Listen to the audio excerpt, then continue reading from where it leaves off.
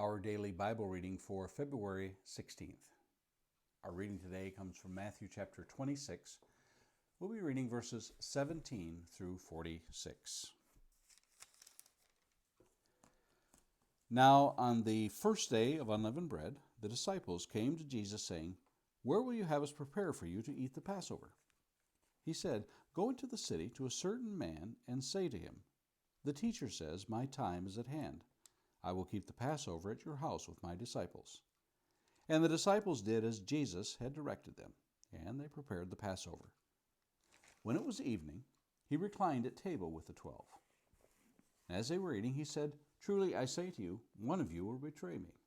And they were very sorrowful, and began to say to him, one after the other, "Is it I, Lord?" He answered, "He who has dipped his hand in the dish with me will betray me. The Son of Man goes as it is written of him.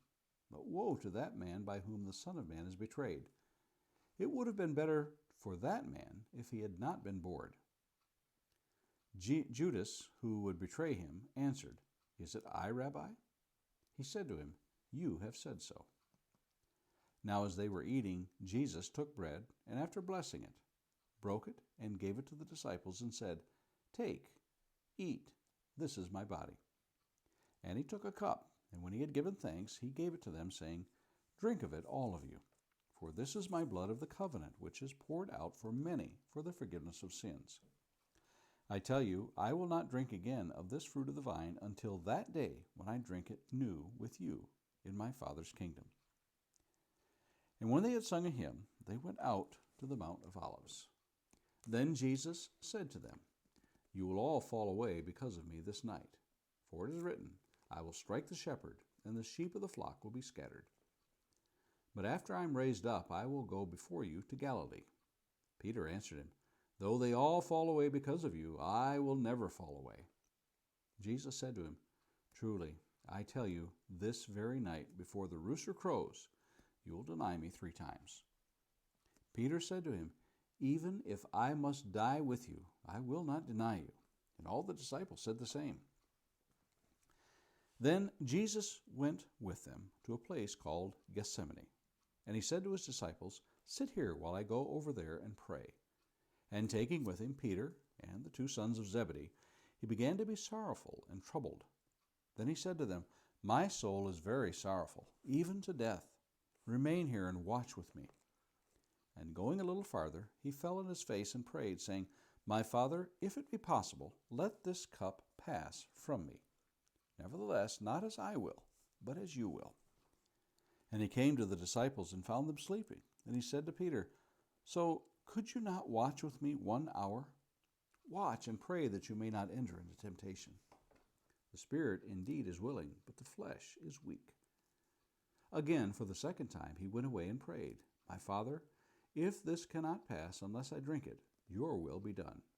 And again he came and found them sleeping, for their eyes were heavy. So leaving them again, he went away and prayed for the 3rd time, saying the same words again. Then he came to the disciples and said to them, "Sleep and take your rest later on. See, the hour is at hand, and the Son of Man is betrayed into the hands of sinners. Rise, let us be going. See, my betrayer is at hand." Some thoughts for today.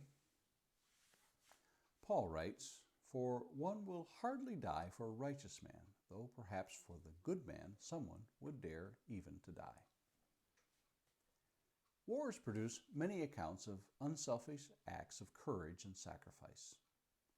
Many who have become heroes and heralded for their bravery often recount the experience as one in which they did not think about what they did. They simply acted. Such are the ways of courage. Many times it is the unrehearsed reaction to danger that spurs people on to heroism.